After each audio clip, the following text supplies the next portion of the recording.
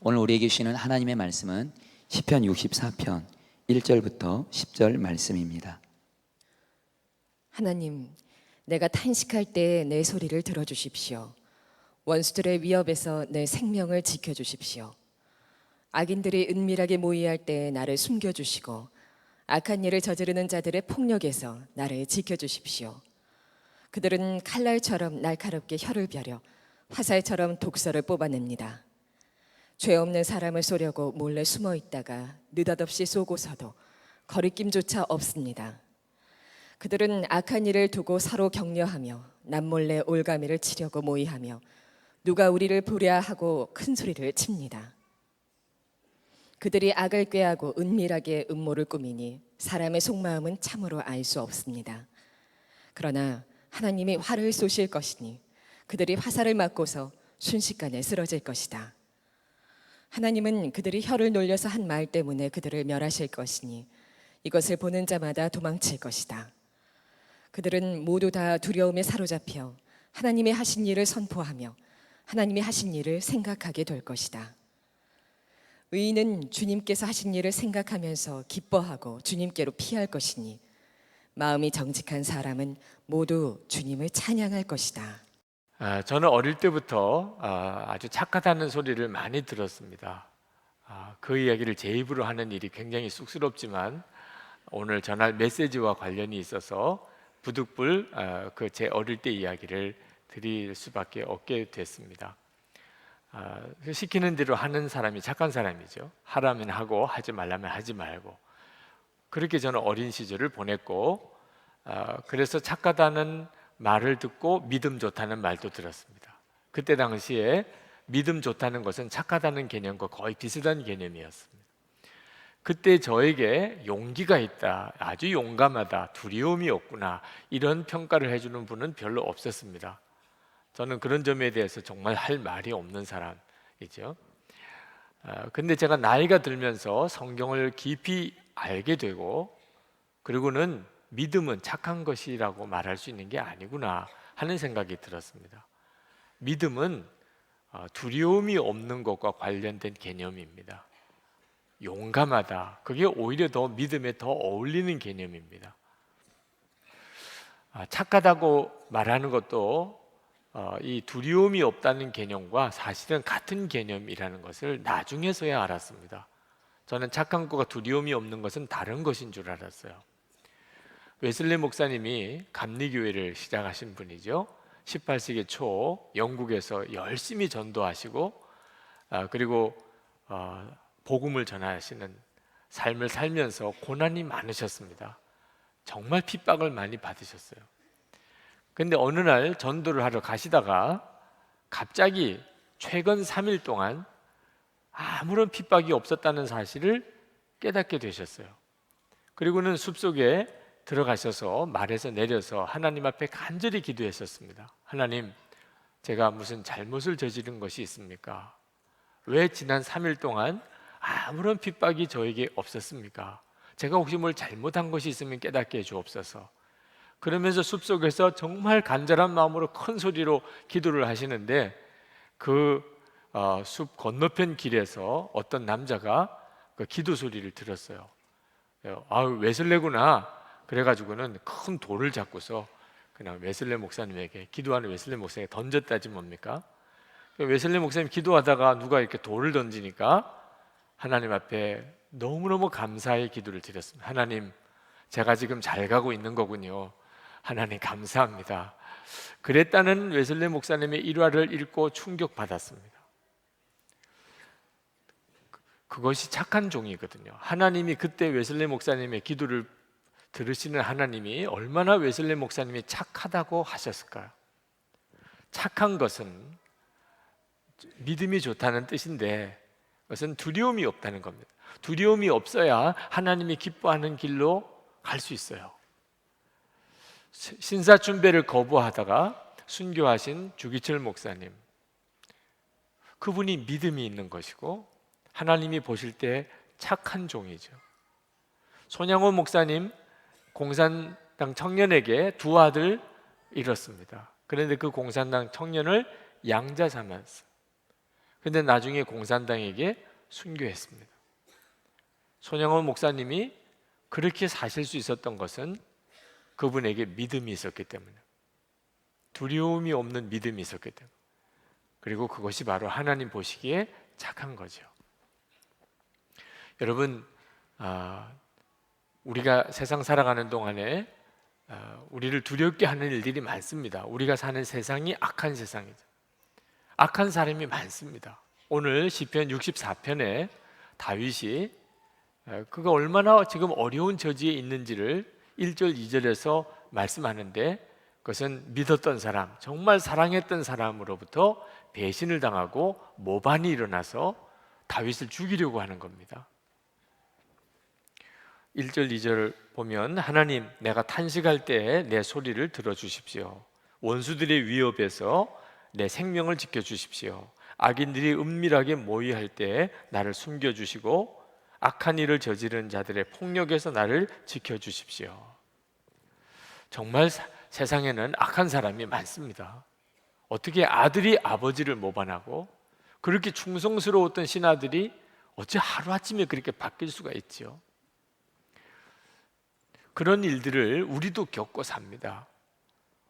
오늘 여기에 예배드리러 오신 여러분들이 아마 정도의 차이는 있지만 여러분 주변에 정말 악하다, 사람이 어떻게 이렇게 악할 수 있을까, 이런 사람들이 다 있으실 거예요. 우리가 세상 살아가는 일이 쉽지 않은 것은 우리 세상이 그렇게 악해져 가고 있기 때문입니다. 그 악한 사람이 어떤 사람인지에 대해서 3절부터 6절까지 간단하게 언급하고 있습니다. 무엇보다도 우선 말이 악해요. 3절에 그들은 칼날처럼 날카롭게 혀를 벼려 화살처럼 독소를 뽑아냅니다. 요즘에는 깜짝 놀랄 정도로 사람들의 말이 거칠어져 있습니다. 아이들은 학교에서 욕을 안 하면 대화가 안 될 정도의 분위기에서 자라고 있습니다. 방심한 상태에서 갑자기 공격을 했어요. 4절에 보면 그 말은 믿었던 사람이 배신을 한 겁니다. 전혀 그럴 수 없다고 생각했던 사람이 나에게 악하게 하는 거죠. 죄 없는 사람을 쏘려고 몰래 숨어 있다가 느닷없이 쏘고서도 거리낌조차 없습니다. 그리고 그런 일들을 자랑해요. 부끄러움이 없어요. 오히려 더 악한 것을 자랑하는 시대예요. 하나님의 심판을 전혀 믿지도 않습니다. 5절에 그들은 악한 일을 두고 서로 격려하며 남몰래 올가미를 치려고 모의하며 누가 우리를 보랴 하고 큰 소리를 칩니다. 이런 사람들은 그 마음을 도무지 알 수가 없어요. 겉하고 속이 너무 다르니까. 그러니까 도대체 사람을 믿을 수가 없어요. 6절에 그들이 악을 꾀하고 은밀하게 음모를 꾸미니 사람의 속마음은 참으로 알 수 없습니다. 이런 사람들이 우리 주변에 있잖아요. 가족과 친척들 사이에도 있습니다. 그래서 오늘도 사람 때문에 마음에 상처를 받고, 그리고 정말 이런 사람들과 내가 어떻게 살아가나 두려운 가운데 오늘 오신 분들도 있으실 거예요. 교회 안에도 그렇습니다. 여러분들이 예수를 믿고 이렇게 교회로 모여보면 교회 안에도 깜짝 놀랄 정도로 악한 사람이 있어요. 그래서 그것 때문에 교회 안에서 오히려 마음에 상처를 받으신 분들이 꽤 많습니다. 예수님의 12제자 중에 한 사람이었던 가룟 유다도 그랬지 않습니까? 초대교회 당시 때 이미 악한 자들이 교회 안에 들어왔다고 성경은 말하고 있습니다. 갈라디아서 2장 4절에 이는 가만히 들어온 거짓 형제들 때문이라. 그들이 가만히 들어온 것은 그리스도 예수 안에서 우리가 가진 자유를 엿보고 우리를 종으로 삼고자 함이로되. 초대교회 때부터 이미 악한 영이 교회 안에 자기들의 사람들을 심어놓고 그래서 성도들을 미혹하려고 하고 있었단 말입니다. 그러니 여러분들이 교회 안에서 혹시 그와 같은 사람을 만날 때 너무 이상하게만 생각하지 않으시기를 바랍니다. 그런 일이 있을 거라고 성경이 말하고 있잖아요. 자, 문제는 이런 악한 사람들을 만났을 때 두려워하지 말라는 것입니다. 자연적인 감정은 두려운 일이죠. 어떻게 하다가 사람이 본성이 악하니까 어떻게 하다가 마음의 시험도 되고 또 어려움도 겪는 일이 아니고 아예 작정을 한 악한 자입니다. 계획하는 게 악하고 그가 말하는 것이 악하고 그가 하는 모든 행동이 악한 사람, 이런 사람이 여러분 주변에 있을 경우에 얼마나 두려워요. 근데 하나님은 그런 사람을 보았을 때 두려워하지 않기를 원하십니다. 왜? 우리가 두려워하는 마음이 생기면 더 이상 하나님 뜻대로 살 수가 없기 때문입니다. 그리고 우리가 악한 사람을 보고 악한 세상을 보고 두려워하는 것은 이미 하나님을 바라보는 눈을 놓쳐버렸다는 뜻입니다. 하나님은 어떤 악한 사람보다 더 크신 분이십니다. 그러므로 우리가 하나님을 바라보는 눈을 뜨게 되면 악한 사람 때문에 힘들기는 하지만 그를 두려워하지 않게 됩니다. 오늘 저는 여러분들이 이렇게 교회에 오셔서 하나님께 예배 드릴 때 그동안 여러분 살아오는 동안에 정말 악한 사람으로 인해서 마음이 상하고 또 두려운 마음이 있었던 사람들, 그 마음에서부터 오늘 치유되고 해결받으시게 되기를 축복합니다. 하나님은 그렇게 되기를 원하시고 계세요. 그래서 우리를 계속 하나님을 바라보라고 하시는 겁니다. 다윗은 하나님을 바라봄으로 그가 악한 사람들로부터 오는 두려움에서 벗어난 사람입니다. 어릴 때부터 그랬어요.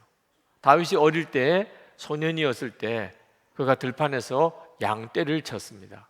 목동이었어요.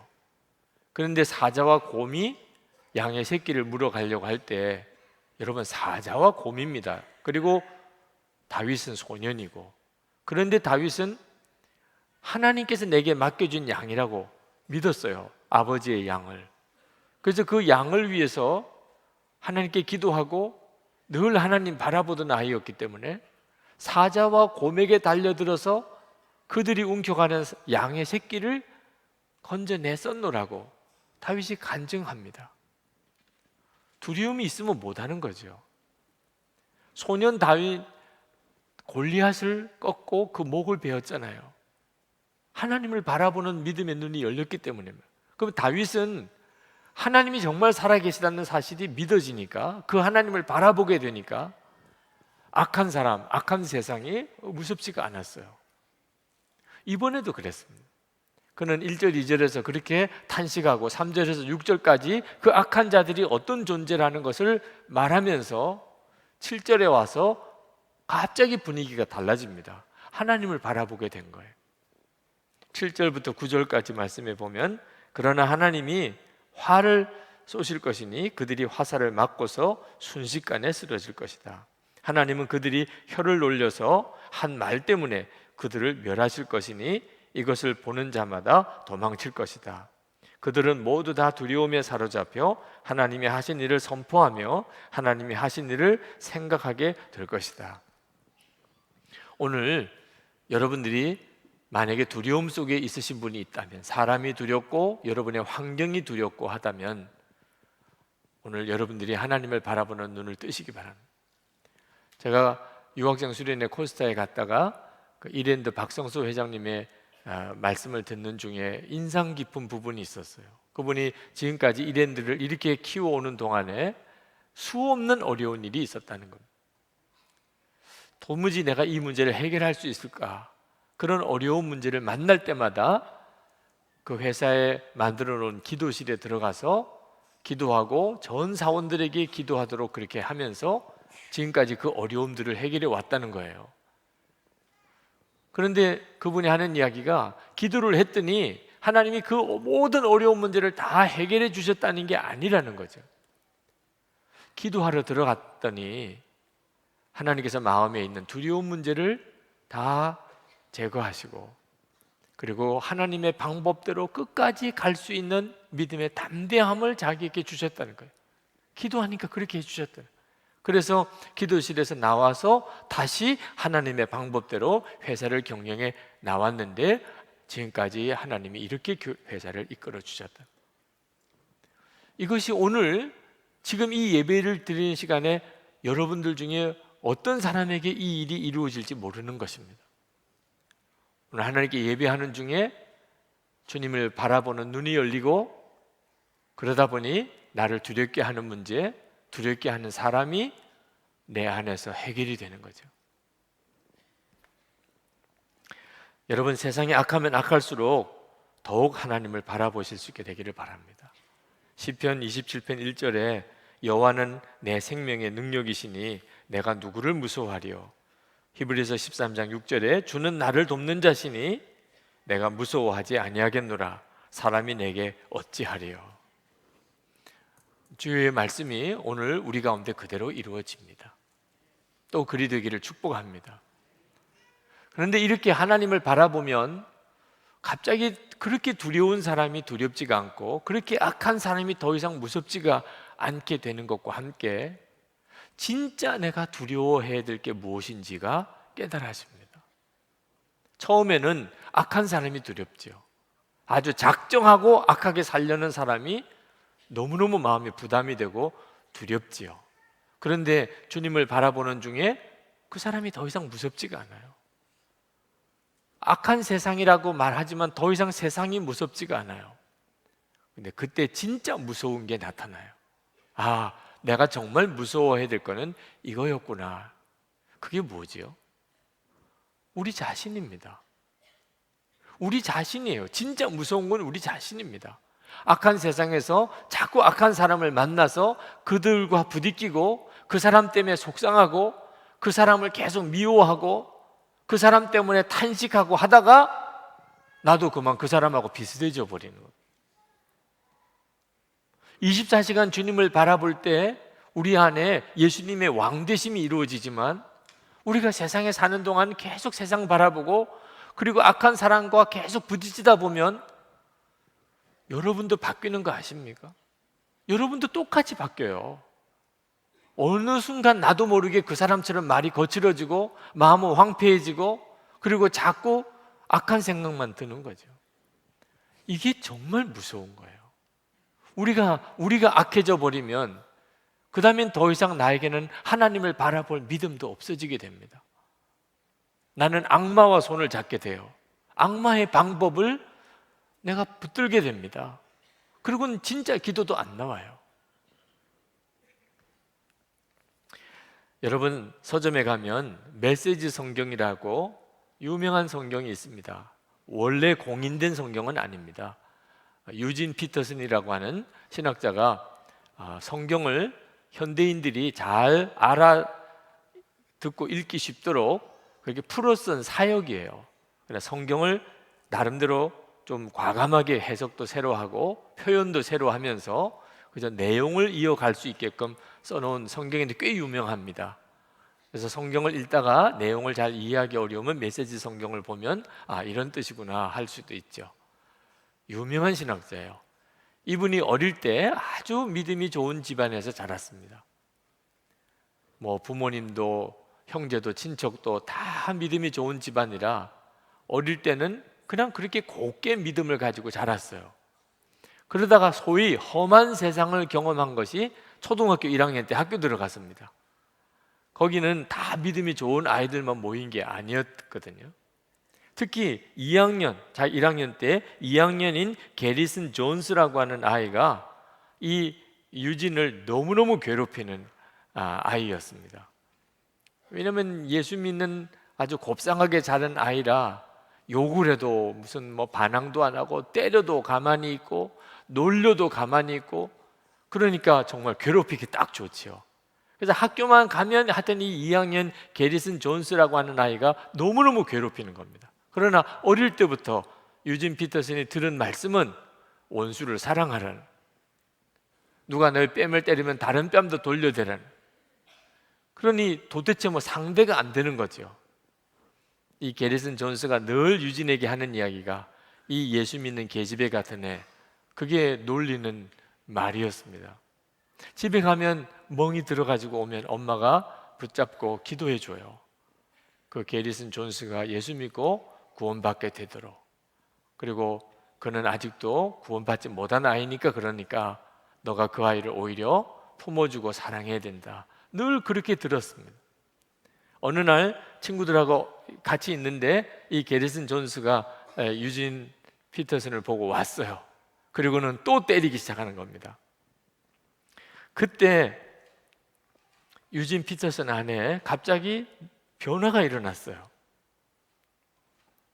그때 유진 피터슨이 쓴 글을 그냥 그대로 읽어드리겠습니다. 무언가가 번쩍하면서 잠시 내 의식 속에서 성경 구절들이 증발했다. 소위 말해 꼭지가 돌았다는 거죠. 갑자기 나는 게리슨을 움켜쥐었다. 둘 다 놀랐지만 내가 그보다 힘이 셌다. 나는 그를 바닥에 쓰러뜨린 뒤 가슴에 올라타고 앉아 무릎으로 두 팔을 찍어 눌렀다. 그는 고양이 앞에 생쥐꼴이었다.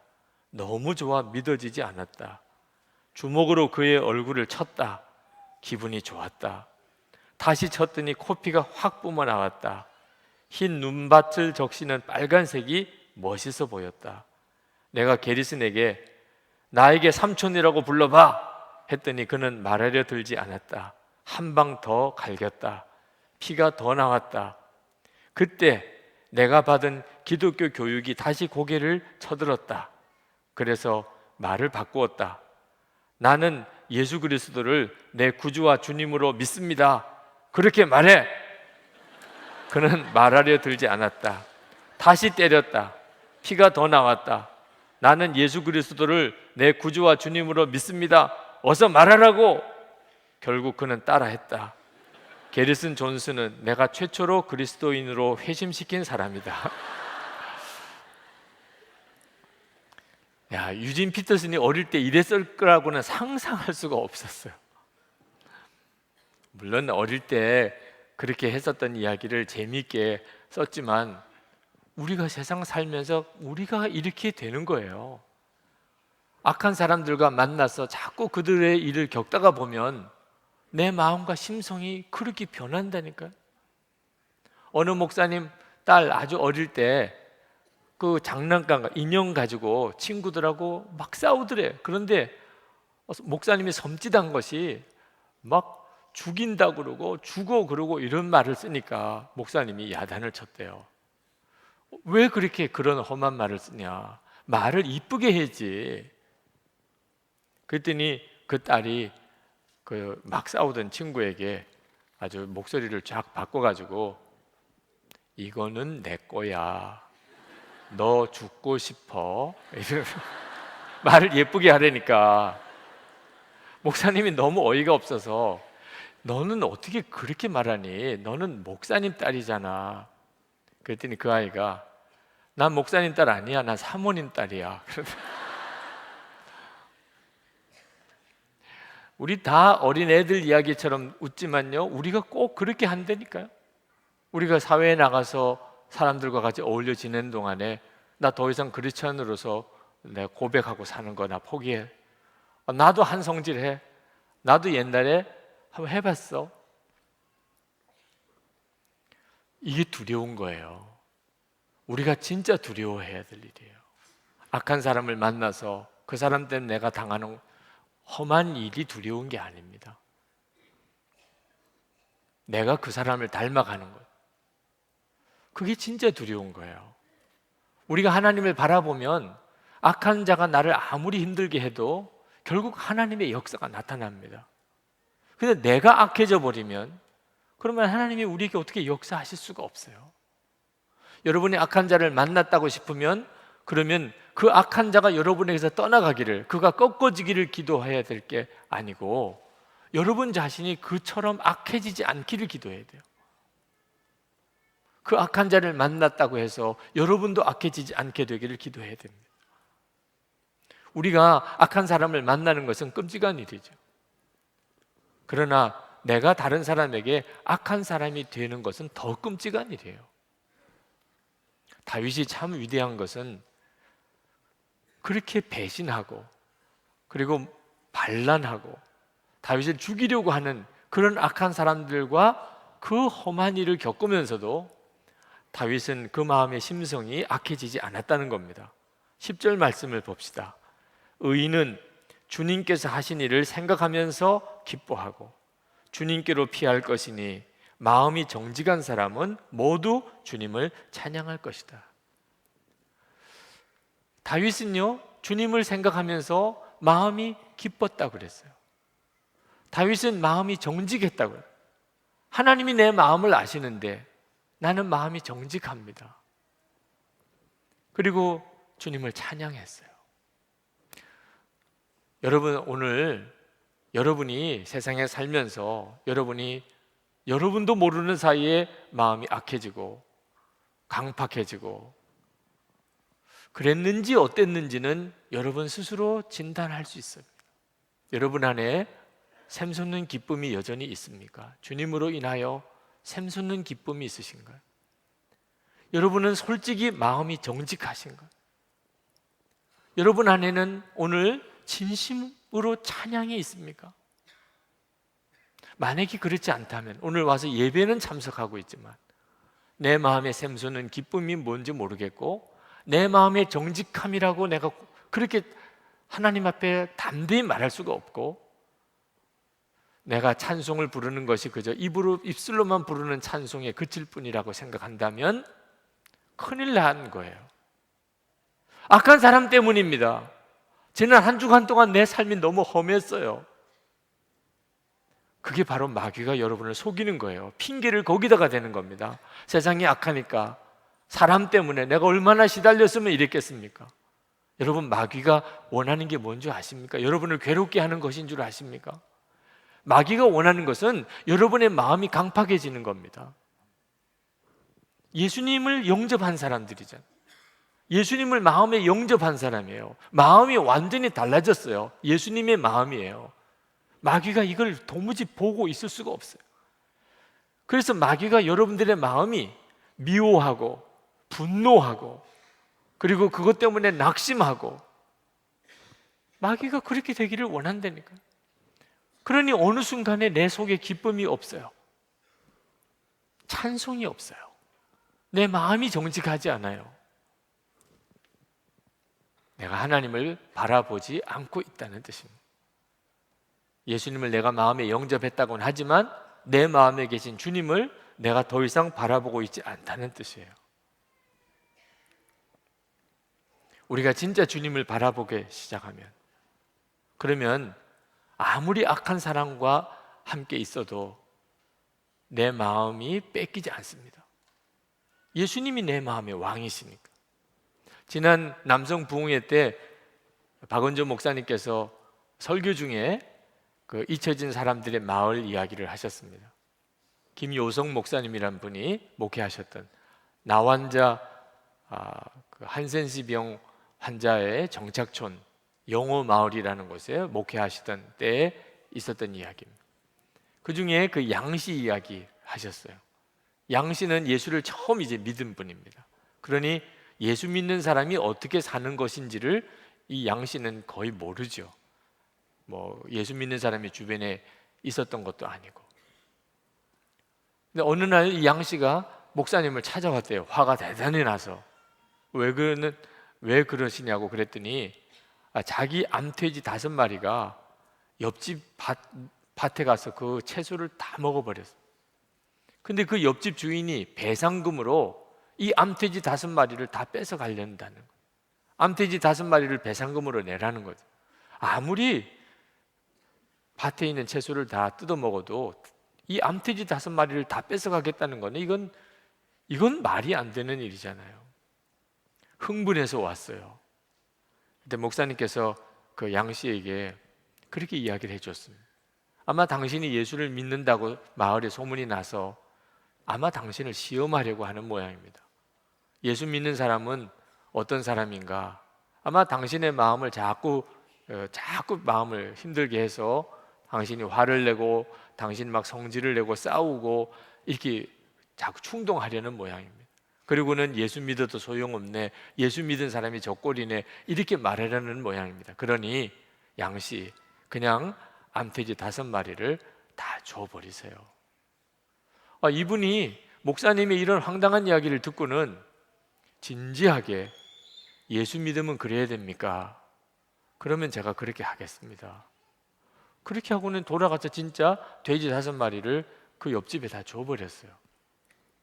그게 여름이었는데 시간이 지나가서 이제 어느 가을입니다.